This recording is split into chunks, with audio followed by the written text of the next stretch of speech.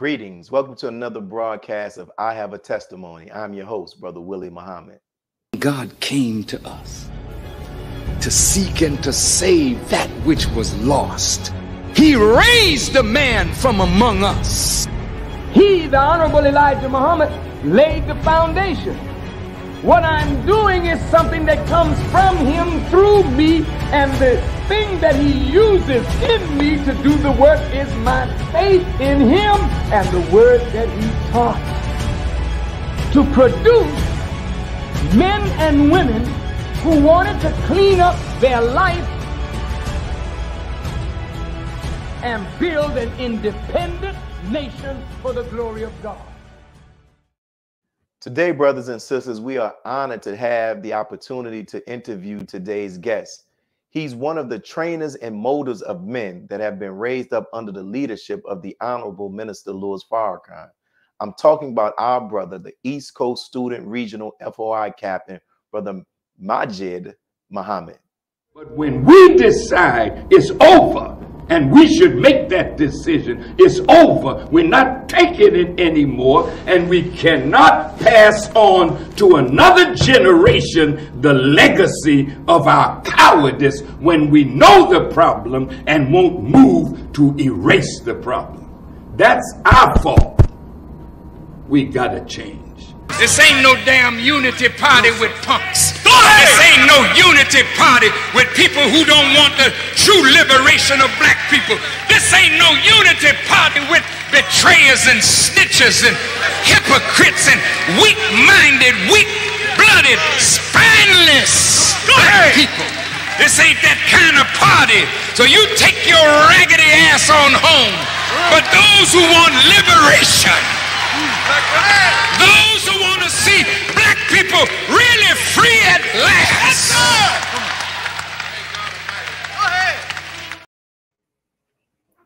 Woo. Caught up in that one, Cap. Assalamu alaikum. Wa alaikum salam. Hey, man, we thank you for accepting the invitation for this interview, and I'd like to jump right into the work. Yes, sir. So, you know, we are fresh off hearing the Honorable Minister Louis Farrakhan's address titled The War of Armageddon for our annual Savior's Day convention.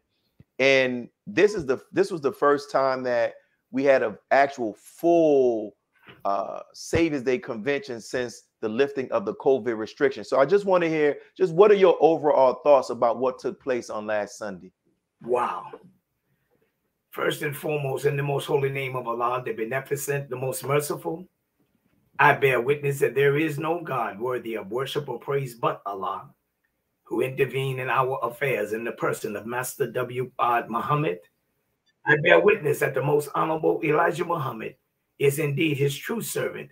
We believe that he is the exalted Christ, and we are forever grateful and thankful to Allah for raising in the absence of the honorable Elijah Muhammad, the Messiah in our midst today, the Honorable Minister Louis Farrakhan.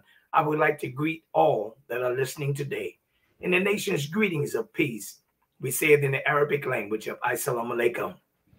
Alaikum salam. I would like to take this opportunity first and foremost to thank Almighty God, Allah, for the opportunity. But I want to thank our brother Willie Muhammad, student minister Willie Muhammad, for his invitation. I pray Allah that he will guide my words and my heart. But to the question that was asked, ye shall know the truth, and the truth shall make you free. Man, this was one of the best. There have been many great Savior days, but I would say this was one of the best Savior's days that I have witnessed in a while. The spirit of Savior's Day, the camaraderie of the soldiers, Savior's Day. It was the spirit. It was so, I enjoyed myself. Although I received some work, or I was put in charge of a little more than I normally am in charge of, and it wasn't a burden to me. I wasn't under any stress. But the minister lecture, if you're not free, those people that was present in that audience, in that stadium, that day, they are free. You got to be a damn fool if you're not. You're free. The minister did his job. He mentioned it. My job is to expose Satan. Satan got exposed. He got exposed. I mean, man, his pants was pulled down and we saw his backside and he had stains in his underwear. Damn, nobody wants to see that. Nobody who does wrong or have a stain in their back on their underwear want anyone to see that. The minister, so we got to get ready. We have to get ready. And then at the end, Brother Daniel put up the QR code from instructions from Minister Ishmael, and the instructions was, I mean, if you want to join the Nation of Islam, this is how you can do it. So, I mean, this is the first time, well, it may not be the first time, but this was the first time I witnessed it in this manner. If you want to be free, then join the Nation of Islam under the leadership of the Honorable Minister Louis Farrakhan. But Satan did get exposed. Thank you, Brother Willie. Fire, man. My next question is, you know, one of the benefits of this show is that I and our audience, we get the opportunity to hear from our guests how they came into the ranks, right? So can you share with us how you came into contact with the teachings of the Most Honorable Elijah Muhammad and became a member? Yes, sir. I was in the U.S. Army, Schofield Barracks, Hawaii. I was a sergeant and a brother. I'm not sure how it all happened, but there was a brother who I can't say met. He was in my unit, but he needed a place to play some tapes, and he asked me could he use my room. At that time, I had a private quarters because I was a sergeant. And I allowed him, I'm skipping over a lot for time, but I allowed him to use my room. And he had cassette tapes of Minister Farrakhan. And there were several brothers in my unit. They would all meet and they would have a study circle. I would go in and out of that room, out of my room, but I never sat and listened. And one day, the brother said to me, his name was Brother Benny. Well, in the military, they call you by your last name. His name was Roberts. And one day, I happened to come in the room while the minister was playing. And guess what the tape was?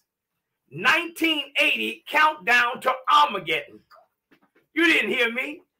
1980 Countdown to Armageddon. Then there was another one called Liberty or Death. Then there was it was about 3 tapes he would play. But I'm walking, I'm getting ready to exit my room, and the brother says to me, he said, Sergeant Chase, last name was Chase at that time.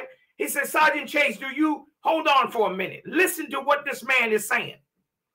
And I stopped and I paused and I listened, and he asked me, he stopped the tape and he said, do you know what he's saying?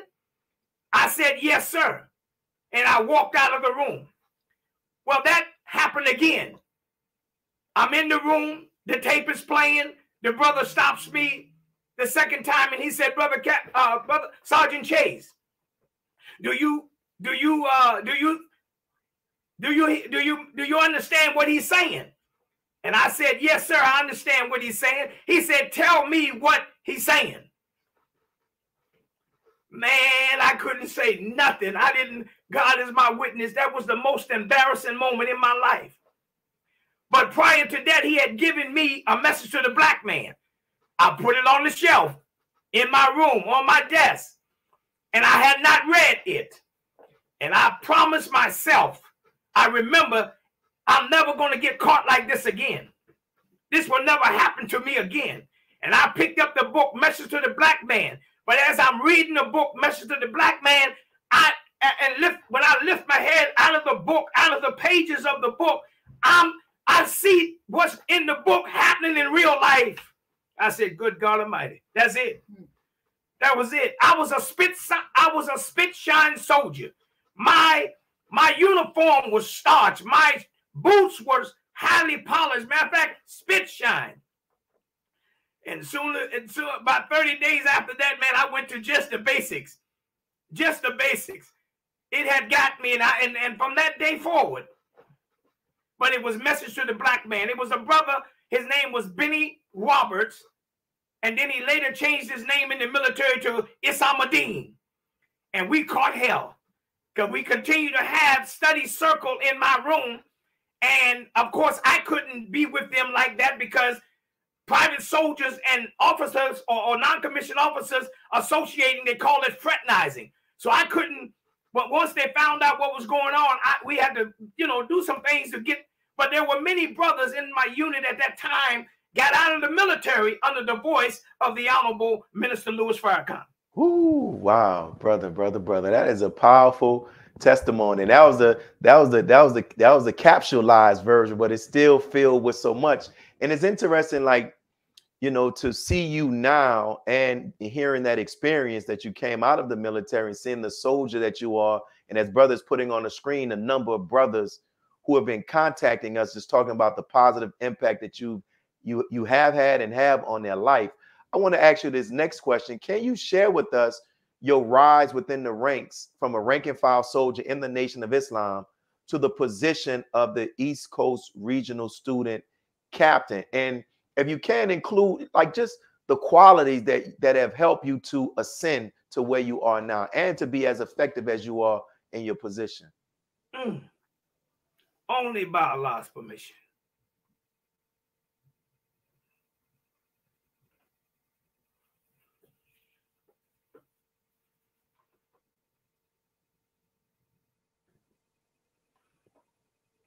Only by his permission.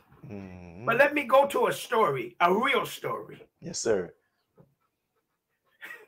I was sitting one night on a Wednesday night, sitting in the mosque, and Minister Kadir was speaking from the rostrum. And he said these words: you brothers, all you brothers in here with all this military experience sitting around and see that the captain needs help and you won't help him. And I looked around in the room.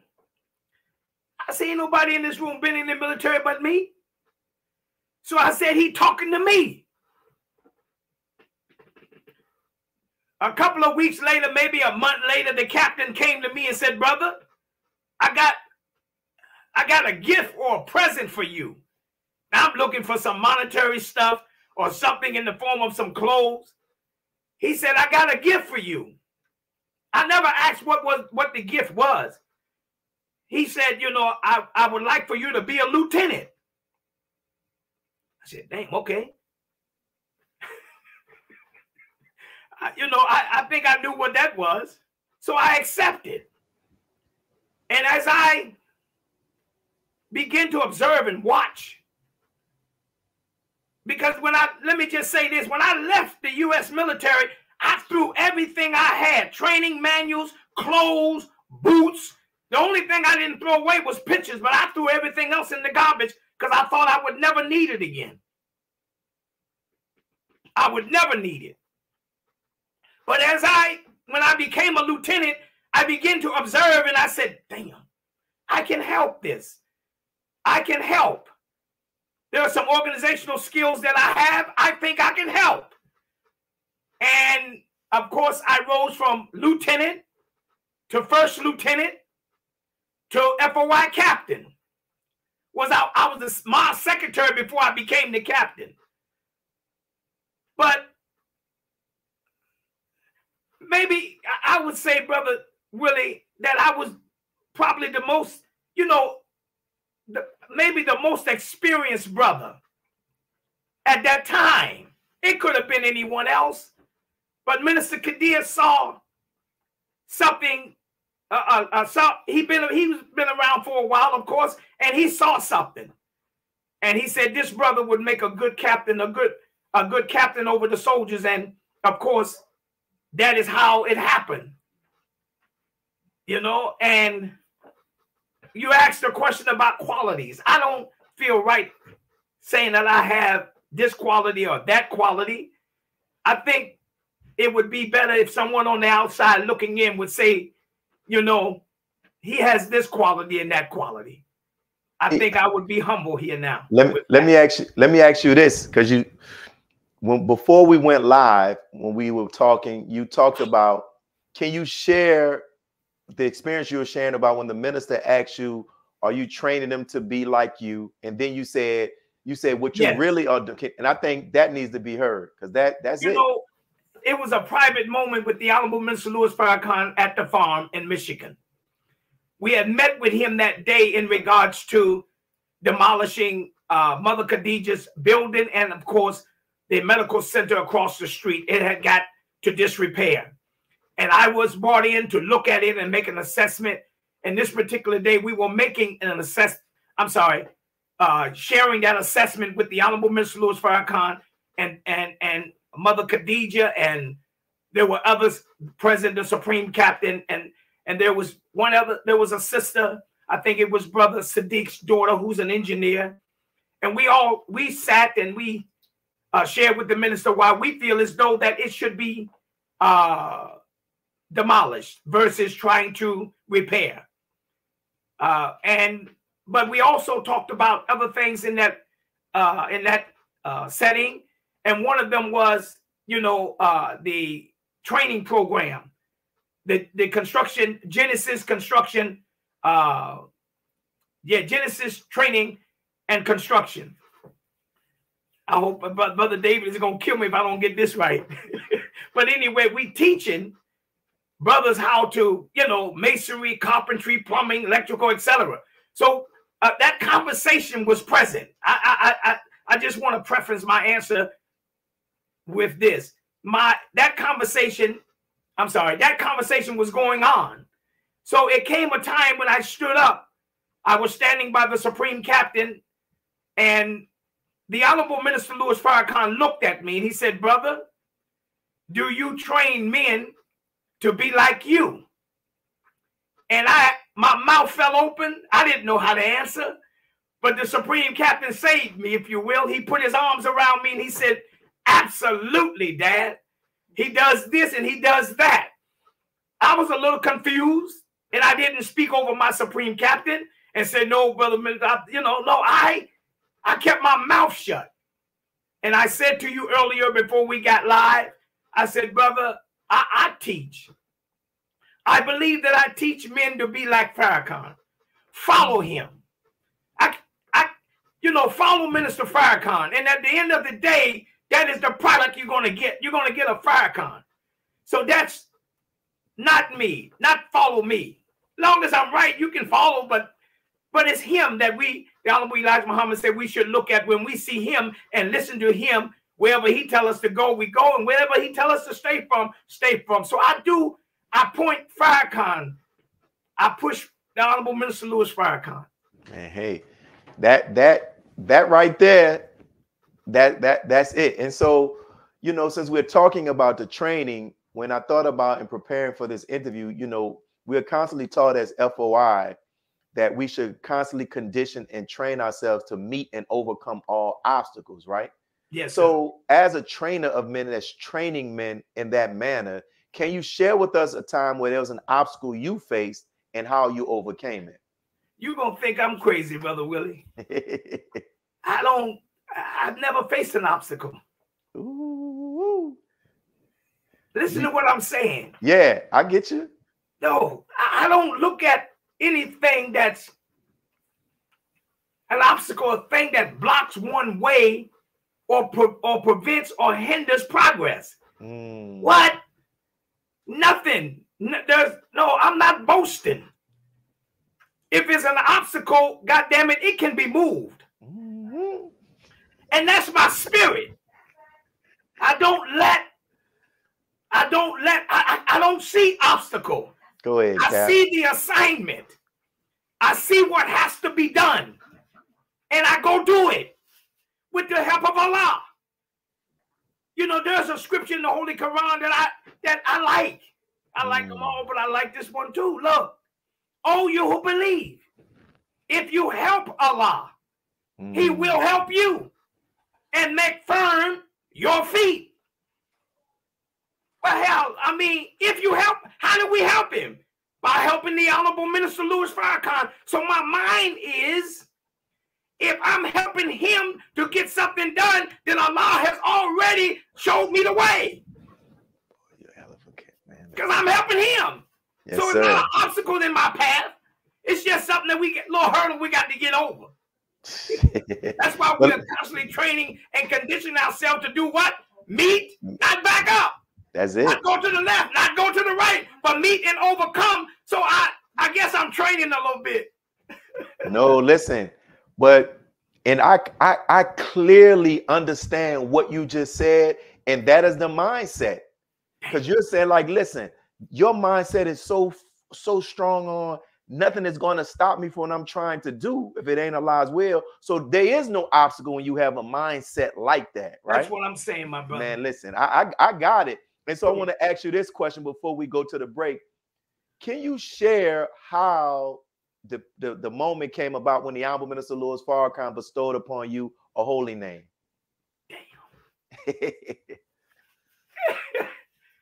Damn. No, ask the question again. Can just when you got your holy name, how did that happen?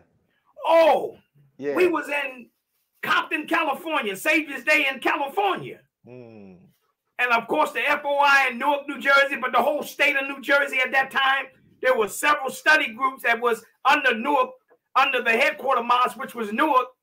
And we was carrying on. We was just working for our nation. The final call sales was up, attendance was up, guests was up. We just was working. And Minister Farrakhan has said, at different occasions, the most, the pound for pound, the best mosque in the Nation of Islam, Muhammad Mosque number 25, Newark, New Jersey. Then another time he said the most militant mosque in the Nation of Islam, Muhammad Mosque number 25, Newark, New Jersey. But at this particular time, I mean, we were being awarded. Awards were being given for excellent work, if you will, or for work. And Newark at that time, we were the first place of the Final Call newspaper. And the minister called Minister Kadir and myself to the stage. I was Carnell X then. And as Minister Kadir walked on the stage, I walked in front of him, but then I later backed up and said, no, he's the minister. He should meet the minister first. Minister Kadir met Minister Farrakhan, of course, meaning handshake. And then the minister looked at me and he said, come here, brother. He said, what's your name? And I pointed to my name tag and he said, oh, no, brother, that ain't your name. Majied Muhammad. And he grabbed my hand and walked me to the mic. And he said, once again, Majied Muhammad, the glorious Muhammad. And I'm standing there. There's some pictures of that, but I'm standing there. And the minister, he asked me, he said, where are the believers at? And I said, well, the sisters are over here and the brothers are over there. So he stared at the sisters for a while. And then he turned his head to the left and he just looked at the brothers for a period of time, just a small period of time. But that's how I got my holy name. Yes, sir. Oh, that's when it was referred on me from the minister. And what's the meaning? What's the meaning of it? The glorious Muhammad. The glorious Muhammad. Praise be to Allah. He said. That is it. Before we get ready to go into the break, I just want to share some of the comments and what some of the brothers are saying and sisters. And for those who are watching, keep sharing it. Keep sharing. This is from a brother Daniel E. Muhammad. He says the mighty one. Right. This is from a brother. This is somebody's public enemy. The enemy's public. Yes, sir. That is he. He's speaking about. He said, the number one captain, Captain Majied Muhammad. Right. Let's go to another brother. Find with the comments. Here is this brother's brother Kenneth. He says, is a recruiter of men and a trainer. Right. And brother, who we got? I'm trying to get them all on here. Here we go, brother Lenny. This is the student minister from New Brunswick. He helped me to become the man I am today. We have brother Timothy 3X. Go ahead, brother Captain. Bearing big witness. Teach. Sisters are saying, happy Savior's Day. Beautiful interview. So much bearing a witness. So listen, for those who are, and I want to ask him this question, but we're going to go to the break so we can have more time on this next question. But it's like I'm fired up, man. And you see the beauty of our brother, and you can't deny it. He is what he is. He is a trainer of men. So this is Brother Willie Muhammad on I Have a Testimony. We'll be right back with the second half of this powerful interview. Peace. Be a part of the force that powers truth in journalism. Your support helps us to highlight solutions for a brighter tomorrow. Go to nnvnews.com/donate. Worldwide, 24 hours a day, 7 days a week. Download the Final Call Radio app and take us everywhere. On your phone, on your computer, on your tablet, on Instagram, Facebook, and Twitter. You can also log on to finalcall.com and click the Listen Live button, or finalcallradio.com. Final Call Radio, the official voice of the Honorable Minister Louis Farrakhan and the Nation of Islam. Muhammad's economic blueprint, the collective power of our dollars to build a future for ourselves. With 5 cents a day, 35 cents a week, $1.40 a month, and $18.20 a year multiplied by 16 million wage earners would give us $291 million in 1 year. Everyone can give 35 cents a week as an investment in our future. Donate now and see what our pennies, nickels, and dimes can accomplish. Visit economicblueprint.org.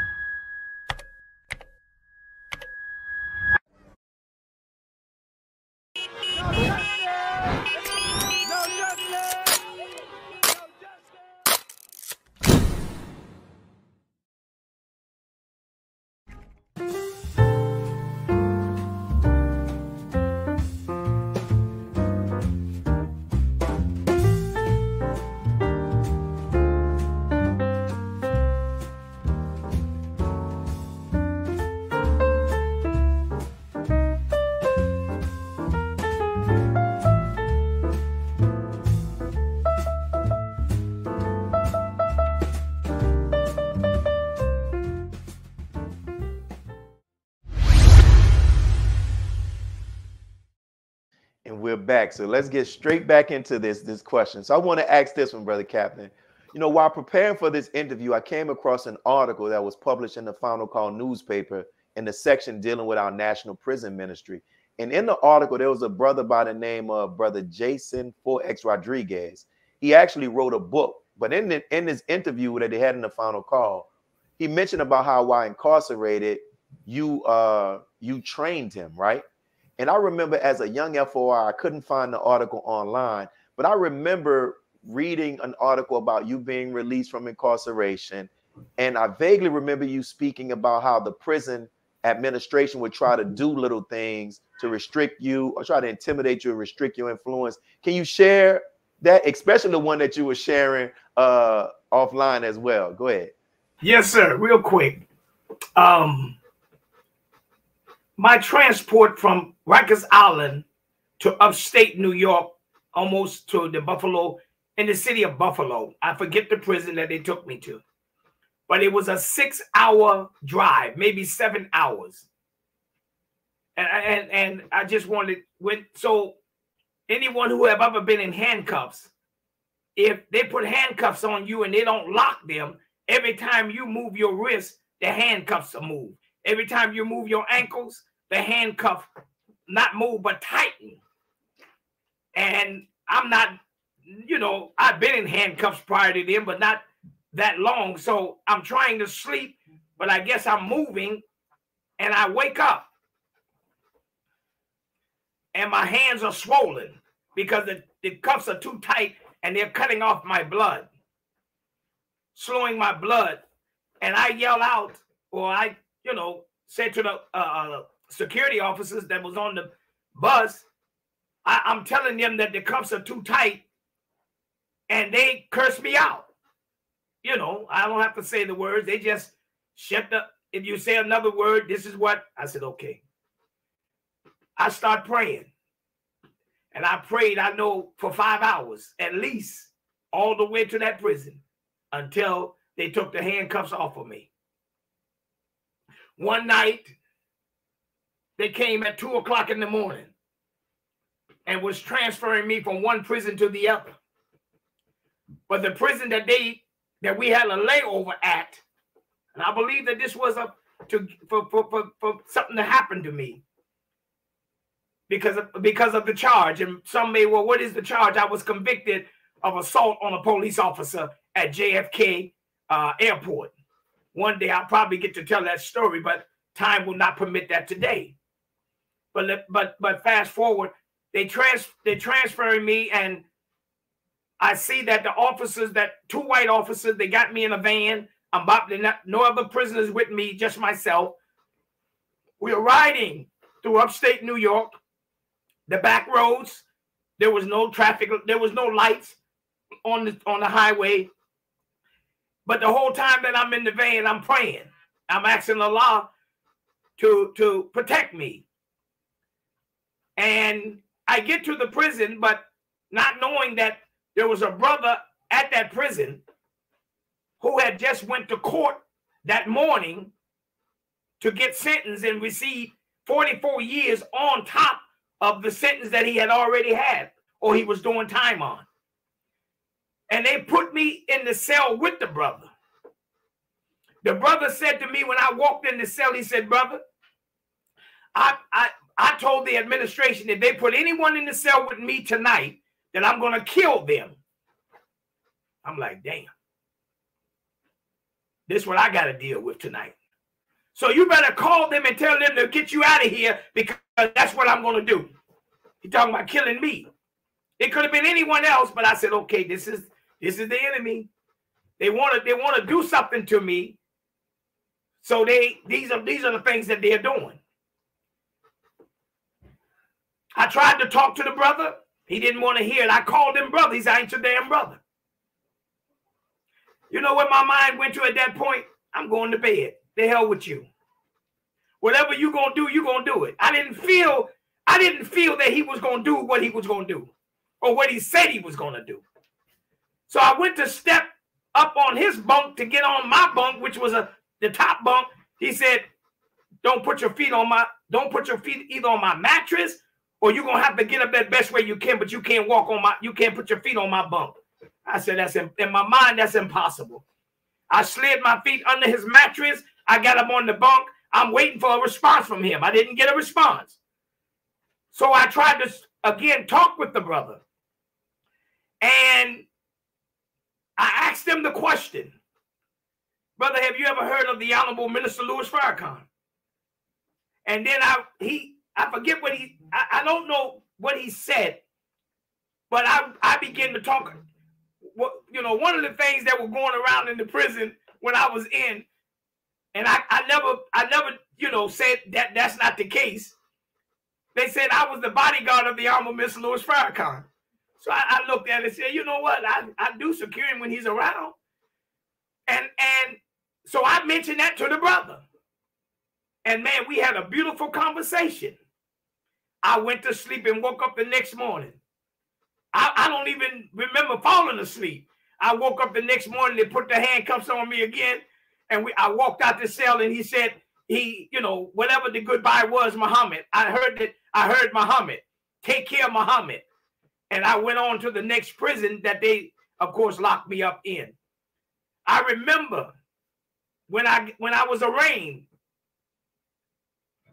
No, I got convicted and I'm on my way to Rikers Island. And that particular day, you know, they didn't take me through the prison or the hallways or wherever you go to transport soldiers to the bus to get. They took me outside on the sidewalk in the middle of the day or evening. It was evening. We call rush hour pedestrian traffic in New York City. 2 officers were behind me, and they didn't hold my left arm or my right arm. I'm handcuffed, and I'm walking through people that I know that can cross in front of me, cross behind me and be in between those officers. And I would look back, and it looked like they was keeping a distance. And I said, they want me to do something. They want me to run, or they want a reason to shoot me down right on the sidewalk. So I saw things like that, and I was able to get around it I didn't let them provoke me. I know why they were doing what they were doing. I was convicted of assaulting a police officer, and someone wanted to avenge that. But I didn't do anything to allow them to do anything to me. And the wisdom and all praises be to Allah. Man, my eyes are watering listening to you. And you were right on point, because you know they were setting up the stage for them to take your life in the effort of responding or retaliating for what happened to one of their own. But man, that is a beautiful testimony. I got to ask you this. Did you ever share that with the Honorable Minister Louis Farrakhan, that experience about you with the brother in the prison? Not the minister have never heard about my experience prior to what happened at the airport that day. Cap.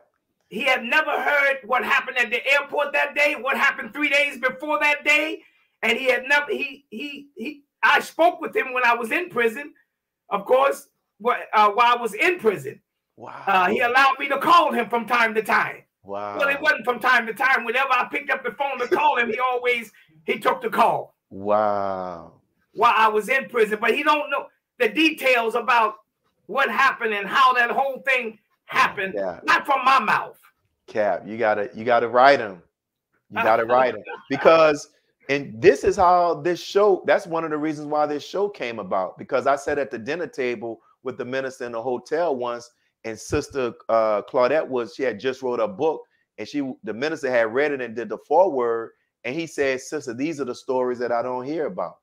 So whenever Allah puts it on you to do it, I know you'll do it. So while we're talking about that beautiful man in our midst, I got to get to this. This is a 2-part question, and we came across these beautiful pictures with you and the Honorable Minister Louis Farrakhan. So this is a 2-part question. That's you to his left on that one. They're going to show another one of you, and there we go. And so first, I would like to ask you this question. I ask this to all of the guests. If you had the opportunity to stand before the world and testify of a quality of the Honorable Minister Louis Farrakhan, what quality would you testify of, and why? Wow. I got one for you, Brother Willie. Yes. The Honorable Minister Louis Farrakhan is the best. He's constantly training and conditioning himself to meet and overcome all obstacles in his path. His sole purpose is to help to deliver the 17 million or more dead to the Lamb of God, the most honorable Elijah Muhammad. Wow. To do this, he is compelled to be obedient, militant, humble, tolerant, courteous, honest, and dependable. Look at it now.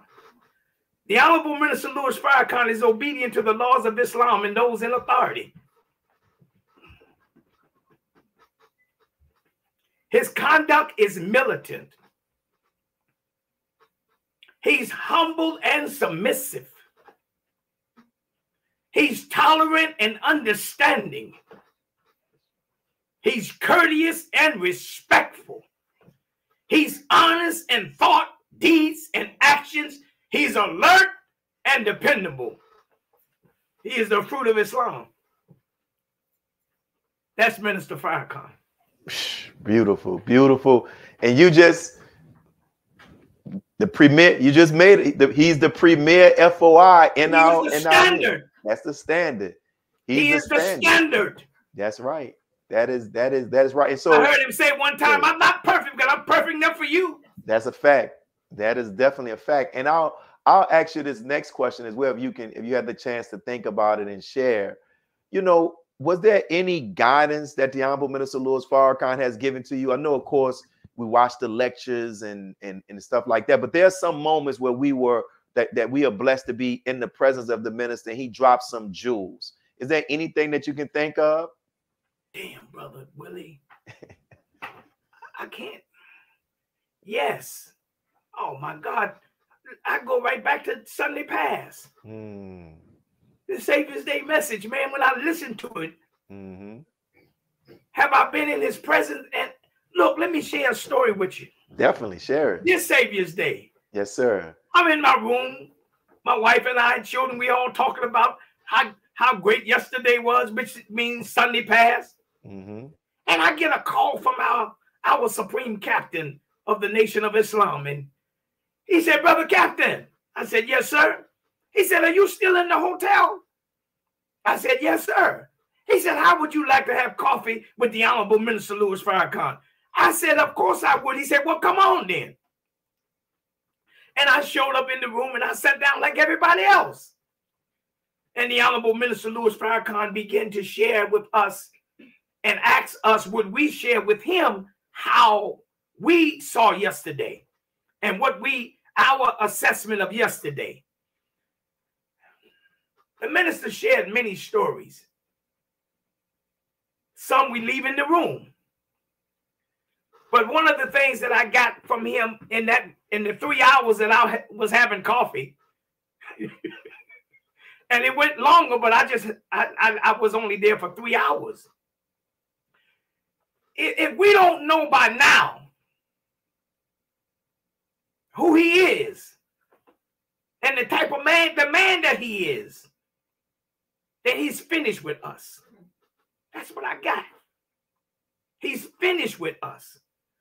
But guidance, every time you turn on Final Call Radio, every time you pick up the Final Call and read his words, it's guidance.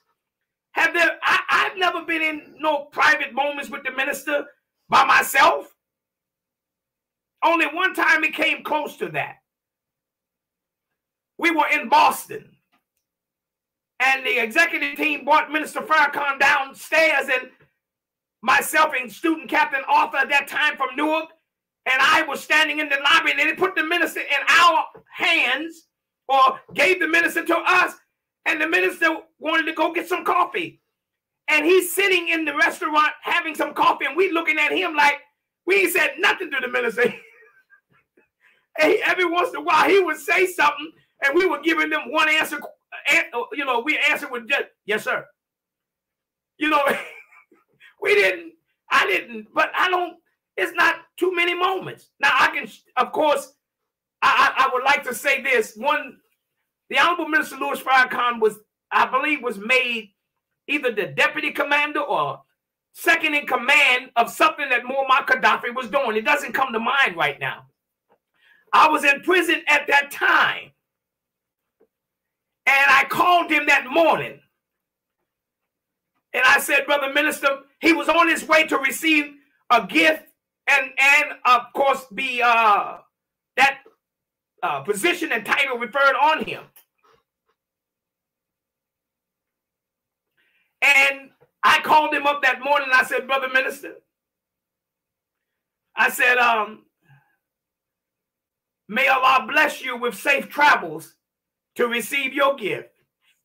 He said, brother, nobody has called me and wished that for me. And here you are in prison and you call me to wish that for me. I will cherish those words for the rest of my life.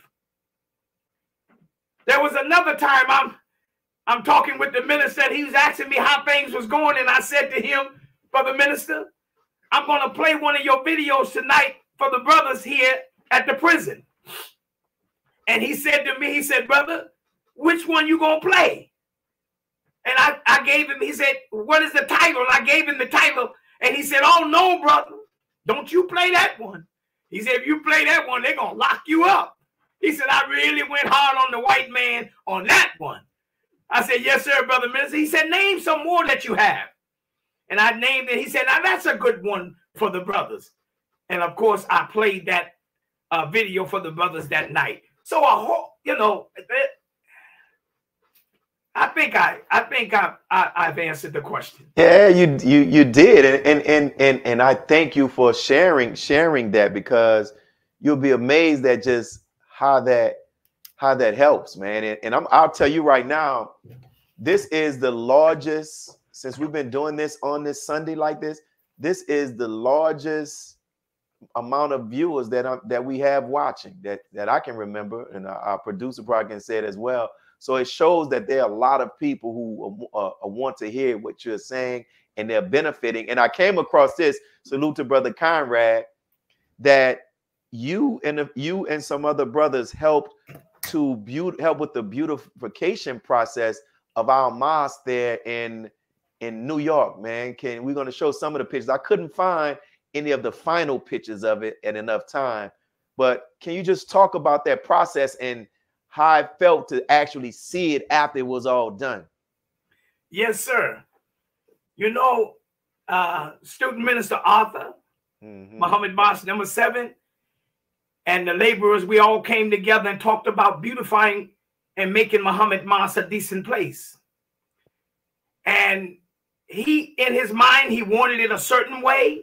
He would, you know, and one day he went, you know, I went to try to get what we call a rendering of what it, you know, try to put something together, but Allah inspired him and helped him to go and put together a PowerPoint presentation or a PowerPoint. And he actually came up with what you see, and we'll send you those pictures, what it is right now. He was actually put that together in a PowerPoint, and he gave it to me. And he said to me, he said, Brother Captain, you think you can do this? I said, absolutely. I can do it if I can find this, this, and this. And that's how the mosque sanctuary became like it is right now. It was in his mind, if you will. We all came together and agreed to do it, but he was the one that presented to me the rendering, I believe it's called, of it, how he would like to see it. And I found the materials to bring into fruition what he wanted, or what he saw, or what he gave me. And we all love it. Yeah, it is. When I saw him, when they had the meeting, Brother Don Enoch, and I was like, oh my God, it's very brother. And man, we definitely loved him. And as we get ready to close, is there anything that you wanted to share that you did not have the opportunity to share during this interview, or any guidance, any words of motivation, man, for FOI who are watching this and MGT? Thank you. When we talk about, let me just, to the young soldiers that are listening, add sacrifice to your meal or to your menu. Sacrifice. If we're going to do this work, we have to make sacrifices. And that is why part of the prayer says, my prayer, my sacrifices, my life and my death is all for Allah. There is the Nation of Islam, and what the Honorable Minister Louis Farrakhan is guiding us to is more dear, should be more dear to us than trying to trying to save, you know, your mortgage payment, your car, new car you got, or looking a certain kind of way. We have to make sacrifices. To the soldiers that are training, men, first we have to be knowledgeable in what we train. I'm sorry, be knowledgeable in that which we need to train the soldiers on. Our work is the resurrection of the dead, so that should be a serious training. Our work is distribution of the Final Call newspaper. There should be a serious training around those things. Fishing.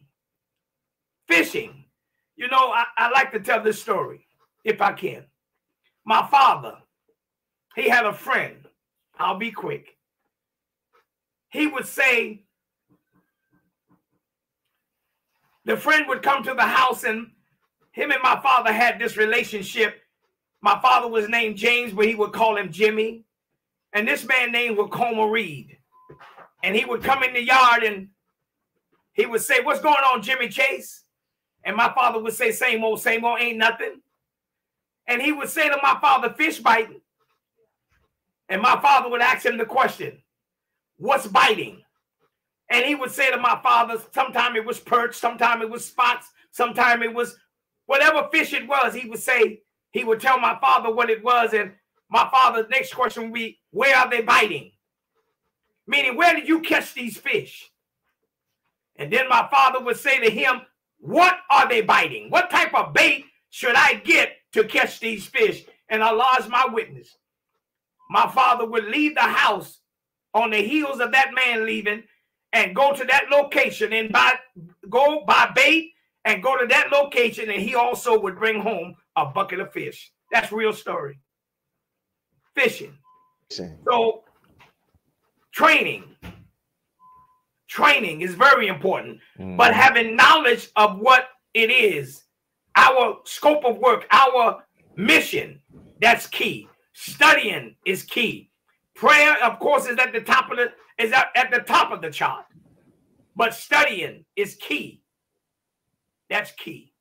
Wow, beautiful, beautiful, Cap. And we thank you, my brother. This time has flown by so fast. If you see the comments, people, brother Jock, our brother Tahir from the East Coast says simply beautiful, and we have this other brother Jocks Muhammad say a beautiful segment. People are enjoying this interview. And there's a brother on here by the name, he's 87 years old. He says, I've been listening to and admire of the Nation of Islam for a long time. I've attempted to join the nation several times when I was a young man, but it never happened. He wants to know, can he still join? Yes, sir, brother. Find your nearest mosque, your nearest study group in your city. As long as you still have breath in your lungs, you can still fall into the ranks of Muhammad. So as we get ready to close, brother Captain, thank you for this interview. Thank you for everything that you shared and your constant inspiration, man. Our captain here, brother Jason Muhammad in the city of New Orleans, always talks about how his admiration for you. So thank you, and may Allah continue to bless you and your family. Thank you, and may Allah bless you and your family as well. Thank you for having me. I hope I didn't say anything that offend anyone. No, sir. And let's just continue to help the Honorable Minister Louis Farrakhan. Assalamu alaikum. Wa alaikum salam. And for all of those who have tuned in, we thank you all for tuning in, and we ask that you continue to tune into I Have a Testimony, and continue to, whatever you have to give to help us to keep this show going on, we would appreciate it as well. So as we get ready to close out on this segment, we're going to go through our announcements, and we want to give a shout out to our brother who's in the background, brother Muhasi, for all of the work that he does. I know you don't like that, but I got to give him a shout out, appreciative of his work. So here, it costs to have this streamlined, this service. So whatever you can contribute, we will greatly appreciate it.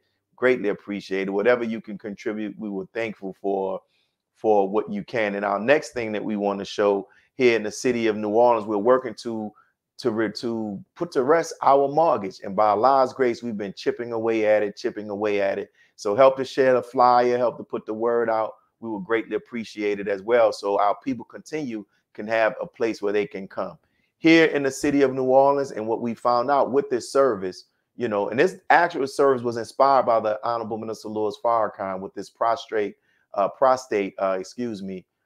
test. This is a blood test. And we have been able, due to the charitable donations of our donors, that we are willing to pay for the exam for brothers. So we thought that we can only do this in the city of New Orleans, but we've been able to help people outside of the city and outside of the state. So if you are interested in this, please send your name and to that email address and your contact number so that we can, let you all know. And it's a blood test. It's not the one that they do, is the actual blood test. So make sure you send your name and your contact information to our email address. You see it, mosque46av@gmail.com. And then we'll go to the next one here. This is one of the services that we have here in the city. Is under the Ministry of Arts and not the Ministry of Arts and Culture. It's under the Ministry of Health and Life Services, right? Where here in the city of New Orleans, they found out that there were more people who have died from fentanyl overdoses than homicides, right? So our brother Calvin X has a wealth of experience in that, and he's been able to help people. And Allah put it on our heart to launch this initiative, and it has been very, very helpful. And as we continue to keep going, if you need someone to pray on your behalf, to pray for you on your behalf, please send us your name via email, and we'll definitely add you to our prayer list, you and your family members as well. And as we keep going, this last one here, that's the last one. We thank you all. And I know about you all, I enjoyed this lecture. I'm saying a lecture, our brother's testimony. He's a soldier, man. And that's what Muhammad can do for you. So who would want to be under the leadership of a captain like that? So continue to keep tuning in, and may Allah continue to bless each and every one of you all. This is your brother Willie Muhammad, signing off. I have a testimony. Peace. God came to us to seek and to save that which was lost. He raised a man from among us. He, the Honorable Elijah Muhammad, laid the foundation. What I'm doing is something that comes from him through me, and the thing that he uses in me to do the work is my faith in him and the word that he taught. To produce men and women who wanted to clean up their life and build an independent nation for the glory of God. Be a part of the force that powers truth in journalism. Your support helps us to highlight solutions for a brighter tomorrow. Go to nnvnews.com/donate.